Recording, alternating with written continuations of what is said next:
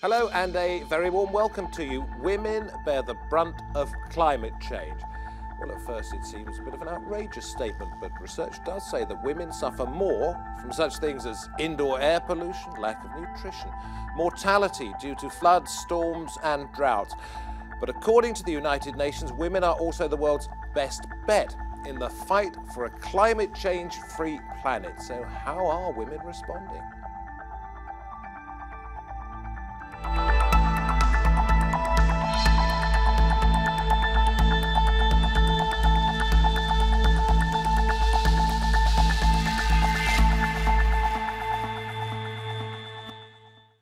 Good to have your company. You're watching Roundtable with me, David Foster. Around the world, women, particularly those in developing nations, and young people and children, are on the front line in the battle against climate change. They suffer, and they are increasingly, we understand, finding solutions.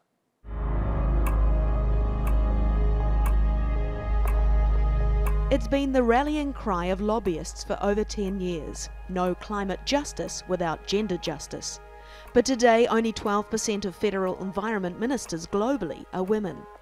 Despite this, women have been busy behind the scenes and were pivotal in negotiating the 2015 Paris Agreement. And this week, the work continues at the annual Women for Climate conference in Paris, where women mayors, entrepreneurs and scientists showcase how they tackle climate change. This includes new technology to measure air quality, new water management tools, and disaster risk training for Europe, North America, Asia, and Africa. Gender-differentiated roles mean women are more likely to experience poverty and have less socio-economic power than men.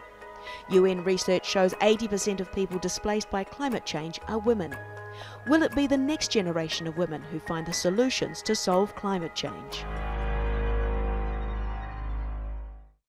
I'm very pleased to say that joining us from Paris we have Susan Buckingham, an independent gender and environmental justice specialist. We'll find out what that is.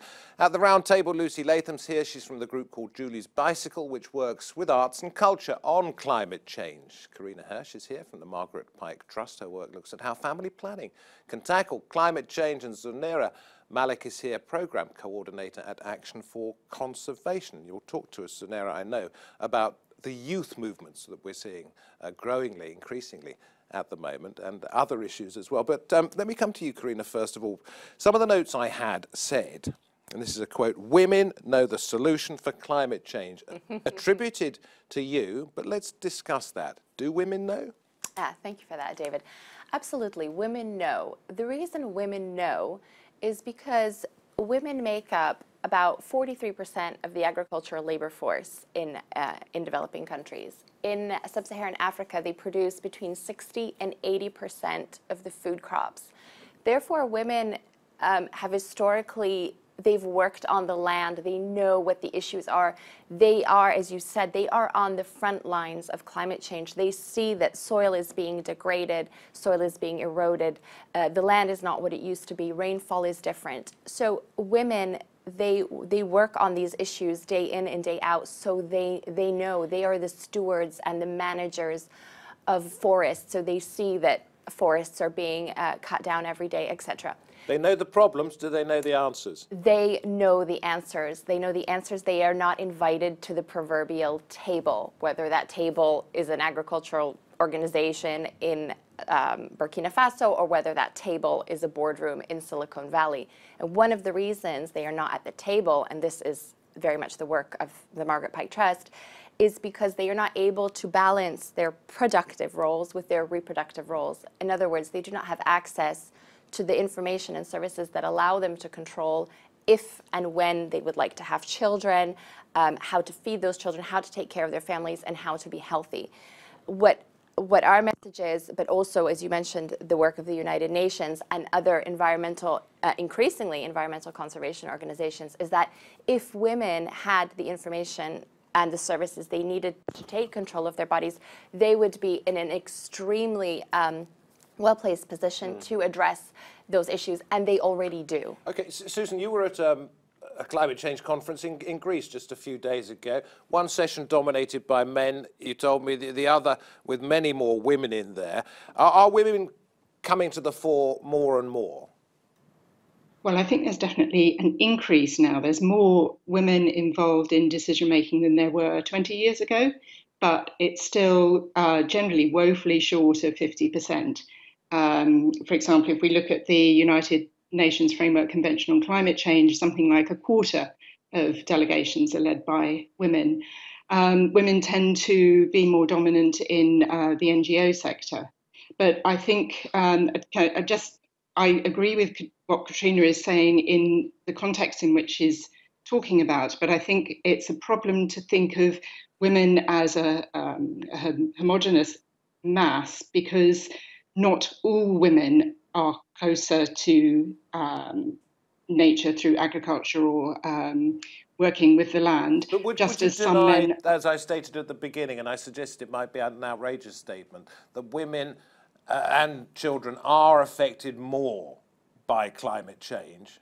Yes, I completely agree. The women are affected more. And therefore, by extension, they need to find the solutions that their male counterparts aren't finding.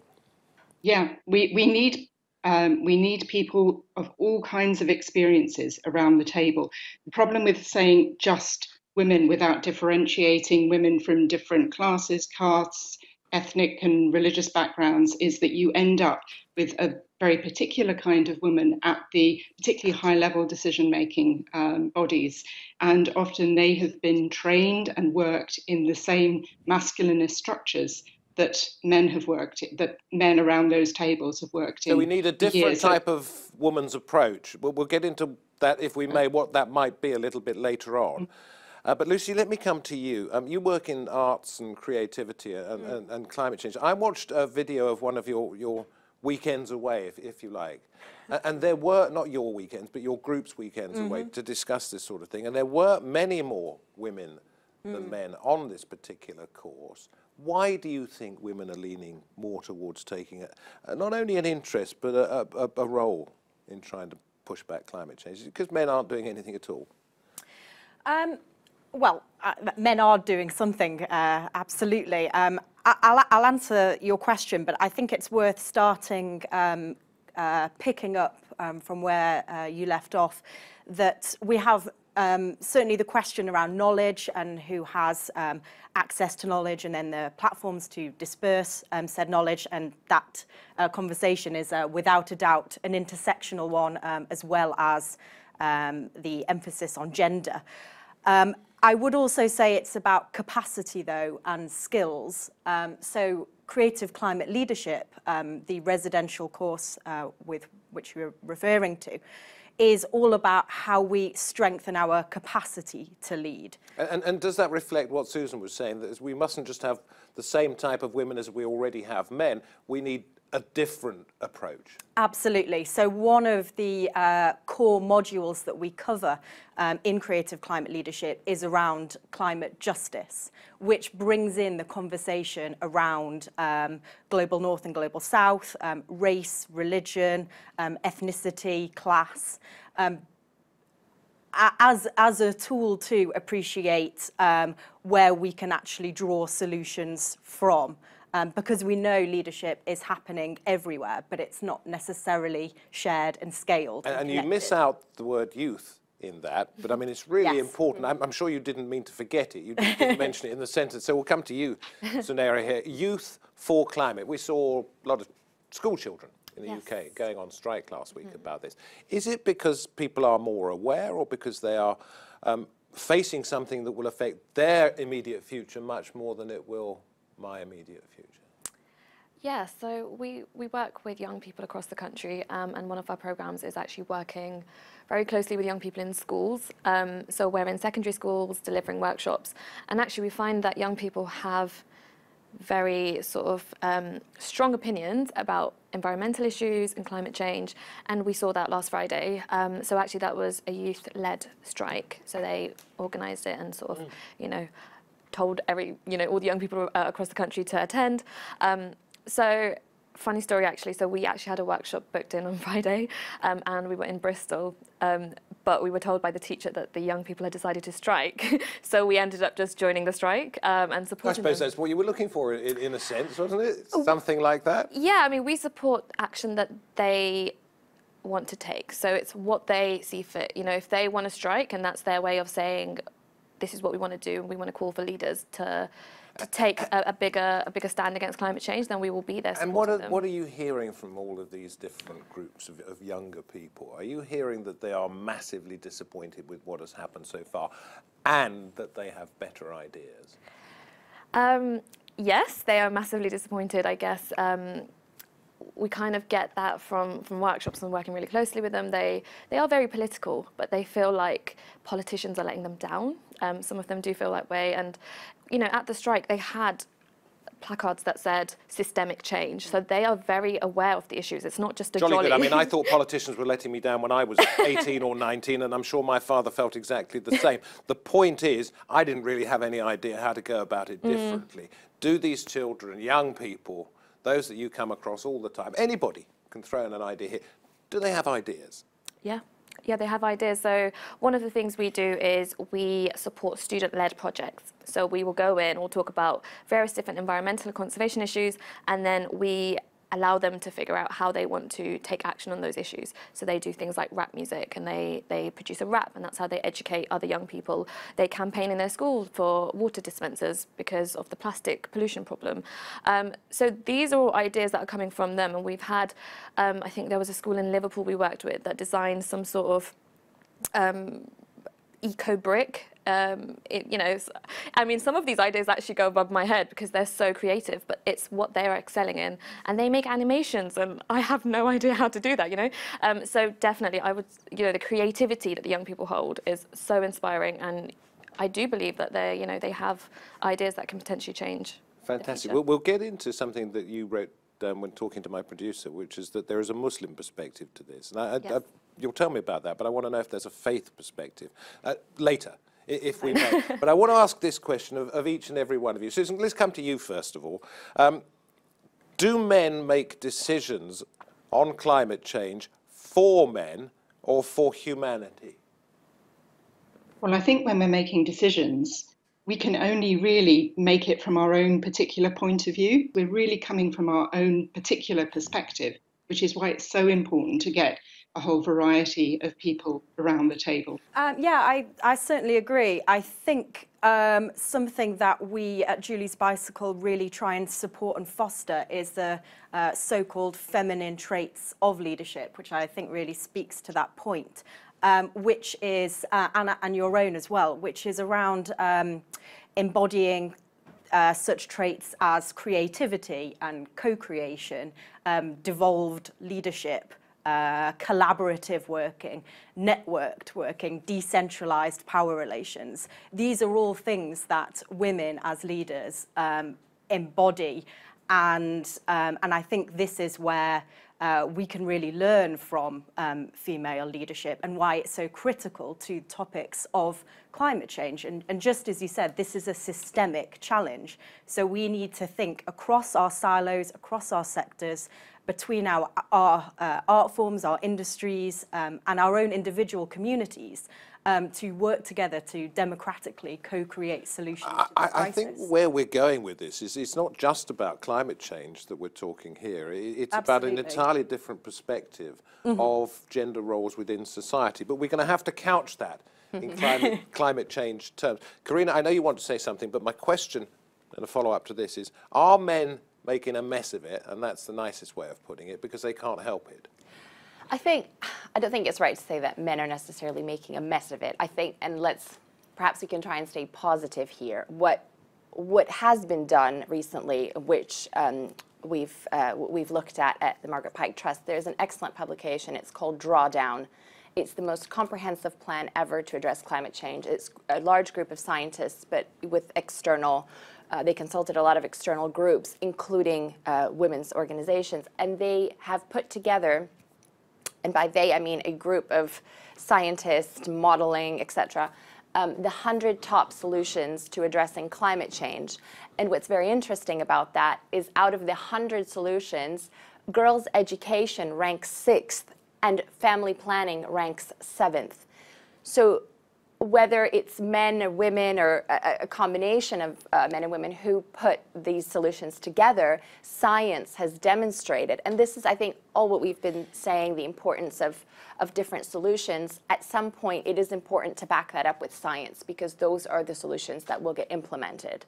So it's very encouraging for women's rights and for our perspective here, gender equality, to see that girls' education is indeed so important to achieving, curbing climate change and family planning as well. So I wouldn't say men have made a complete mess of it. However, well, we're not in a great place, are we? And you're saying it's being led by men. So I think, you know, when large-scale studies are done, they do show that women, for example, in countries where women have higher parliamentary representations, they are more likely to adopt and implement environmental treaties, for example. And we can see countries that led by men that are doing the contrary. So there is something to be said that women, again, because they know, because they see the effects on their land, on their soil, on their children's health, they know that the future is at stake. The future, Zunaira, is it being led not just by men, but maybe crusty old women as well, who are getting it wrong, that we need to have a youth revolution, not just a gender revolution? Yeah, I do believe, like, the next generation is definitely taking the issue much more seriously than the older generation, and that it's because it's their future at stake. And we see these messages, you know, that we've got 12 years left to cut our emissions by 50%, otherwise climate catastrophe. And young people know this, and they are angry because it's their future, and they don't feel like politicians are doing enough to kind of tackle that, to sort the mess out, and that's why they are striking. For example, like you know, I saw amazing slogans that said, why should I clean my room if the world's such a mess? And it's really punchy lines like that show, that show how you know, like how disappointed they are in the old generation, because it is their future. And I'm not too old myself, and really? I do You're feel 22, aren't you? Yeah, and I do feel actually this is also my future. And it's worrying. It's really worrying because we don't know what it's going to look like. What about this idea of a faith perspective when Yeah. it comes to climate change? It's not just climate change, it's also to the role of women in this as well, isn't it? Which from a Muslim point of view, tell us where that sits. I tend to kind of say that the narrative around environmental issues and climate change is very sort of secular at the moment, and it doesn't relate to a lot of faith communities, women from faith communities, like, for example, the Muslim community. And, you know, for communities that hold such value on scripture and religion and inspirational teachings, like telling them stats about what's going to happen, you know, it doesn't marry up. You need to change the narrative, not necessarily the end result, but the narrative. Yeah, I mean, I personally am very sort of inspired by teachings in the Islamic faith for my environmental action. Things like we're stewards on the earth, and things like God does not change the condition of a people until we change what is in ourselves. So that's showing we need to change society for the situation to kind of change long term. And these are things that I find really close, to myself. Can I put that to Susan and to the others, that perhaps where it's gone wrong in the past is partly down to gender, but partly down to the fact that we're not looking at it from the point of view of the stewardship of the earth, but simply from the practical point of view as if we don't change this, then something's going to break. That we need to look at it differently. I think we definitely do. And actually, just one thing I'd like to come back on to do with the decision makers. I think there's a very strong sense of maintaining the status quo. So whilst the decision makers are those who have been in power for a number of years or for a long time, there's almost a vested interest in keeping the situation to benefit themselves and their friends and colleagues and their own community. And we've become a very secular society at the decision-making level. There are a number of countries which say that they are spiritual, but actually behave in very environmentally unfriendly ways. And I think such as that Zunaira will probably agree that there are a number of Muslim countries which behave like in the Middle East, which are very, very energy extensive. energy intensive, and they use the environment. They should change as well. Okay, I do understand that. What about corporations, companies? From a gender perspective, when it comes to climate change, one of the things I think you do at Julie's Bicycle is to profile companies, collect data. Is that right?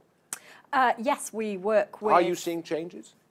Yes, absolutely. We've been working with the public-funded arts and culture community for nearly a decade around environmental management and impact reduction. And we're certainly seeing that through using data to inform decision-making, that the sector is reducing its impact, and this is changing the entire governance, of the organisation and of the sector. It's stimulating a change within the way that organisations are running themselves, from the way that their buildings are run, through the creative programmes. Sorry, is it because more women are becoming involved? Is it because of societal pressure? Why are they changing? Well, I think it's a whole range of different issues. I mean, this project with what I'm referring to is an example of a policy change that has created a change within a whole ecosystem. So our public funder of arts and culture required its cultural institutions to report on their environmental impacts and have an environmental policy and action plan. And this has driven significant changes within the community, not only environment and carbon impact reduction. But it opens up a bit of a debate here, which is when it comes to youth, and women in particular. Are we seeing the promotion of women and an ear being lent to the arguments of young people merely as tokenism to keep people quiet, or are things really changing? Who wants to kick off with that one? Susan. Okay. Sadly, I don't think things are really changing at the moment. They're going to have to change. But I think there is quite an interesting groundswell in opposition that is coming together with the youth movement, with groups like Extinction Rebellion, and the profile of climate change has never been higher, as far as I can remember, that it's front page news. The strikes on Friday in certainly the UK press were front page news, which is fantastic. And at some point, maybe we'll reach a tipping point where the decision makers will take things forward. So how do you then translate the best intentions, the headlines, all the good words that are put out there about what is happening into real change? I think that's where there's a lot of difficulty, because like we said before, the United Nations has recognized the important role, for example, that family planning has to play as being a climate adaptation and resilience building strategy. Though there has been this global recognition by the UN and by many others besides, this is not translated into policy change or into action on the ground on a large scale. So unfortunately, often you have to take a step back because, as I said, there is a huge unmet need. This is what we work on day in and day out, a huge unmet need for family planning. There are about 214 million women and girls around the world who still do not have the access that they would like to family planning services and information. So there are, unfortunately, even before tackling climate change directly, conditions that have to be in place for women to be in a position to be at the table. Women and young people, and I'm going to leave the last word on the programme to you, Zunaira. 12 years ago, when you were around about 10 years old, the United Nations Climate Change Conference said no climate justice without gender justice. And I will put in brackets there for 2019, and youth justice. And it says more than 10 years later, this slogan underscores the urgency of integrating a gender perspective, brackets, my words, and youth perspective, and amplifying women's leadership in climate action. Has anything changed? I think it's not changing fast enough. And I think when we do talk about gender justice and climate justice, we have to remember the women who are at the forefront of climate change, which are people from communities, cultural communities, religious communities in the global south. Agricultural communities, as mentioned by Carina at the very beginning. Yeah, exactly. So if those women are not around the table, talking about what their values are and what climate justice and gender justice looks like to them, I don't think we're being successful. And, things like, I think, family planning for a lot of women in communities, it's not something that is right at the top of their list, because they are worried about food, they're worried about other things. And also, I just worry that where the narrative around it is too Western, right? There are two sides to this, and I'm afraid we've got to wrap up the discussion. From Carina's point of view, if I may put words into your mouth, there is not only the family planning perspective. In other words, if you don't have quite as many children, there won't be as many mouths to feed in difficult conditions, but it also frees women up, perhaps, to go off and do something to change the status quo for the better. And I think that's what everybody at this table is trying to do. Thank you for explaining it to me. It is all part of a much, much wider conversation. Perhaps we could invite you back to talk about that on another occasion.